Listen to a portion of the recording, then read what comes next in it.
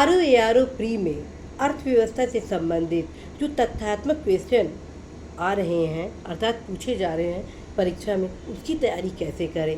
आप में से बहुत सारे ऐसे युवा का यह प्रश्न है कि तथ्यात्मक क्वेश्चन पूछ दिया जाता है कि जीडीपी कितना है, प्रति व्यक्ति आय कितना है, एक किस फसल में कौन सा प्रदेश ज़्यादा स्थान रखता है, मतलब प्रथम स्थान रखता है, द्वितीय स्थान रखता है, तृतीय स्थान रखता है। इसी प्रकार के कई तथ्यात्मक जो आंकड़े पूछे जा रहे हैं उसकी तैयारी करने में बहुत सारी दिक्कतें आती हैं।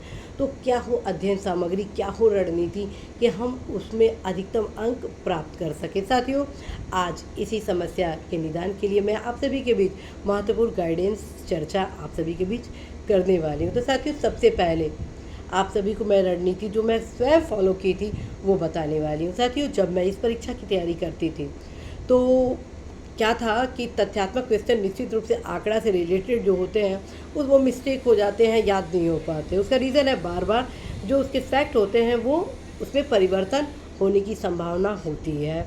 तत्काल में मेरे द्वारा क्या किया गया, एक अध्ययन सामग्री का चयन किया गया।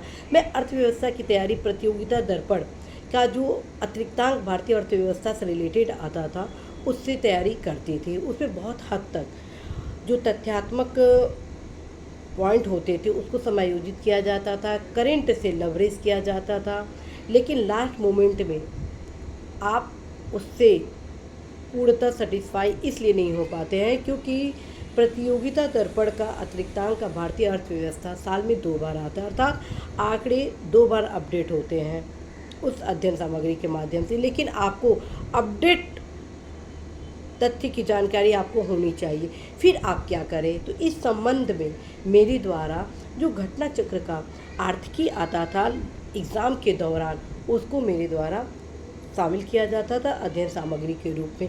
फिर बहुत हद तक लगभग जब मैं प्रतियोगिता दर्पण का अतिरिक्तांक पढ़ती थी भारतीय अर्थव्यवस्था से रिलेटेड तो सारे से कॉन्सेप्ट तो मेरे क्लियर ही थे। एज वेल एज फ्रेंड्स, जो आंकड़े थे प्रथम द्वितीय तृतीय बहुत ज़्यादा उसमें बदलाव नहीं आते। यदि आप पढ़ते रहते हैं तो जो फैक्ट होते हैं उसमें बहुत तेज़ी से बदलाव नहीं होते। हाँ, अन्य जो महत्वपूर्ण फैक्ट होते हैं आंकड़ों से रिलेटेड उसमें बदलाव निरंतर प्रत्येक दिन होता ही रहता है। तो उसके लिए मेरे द्वारा घटना चक्र का आपका आर्थिकी को अपनाया गया।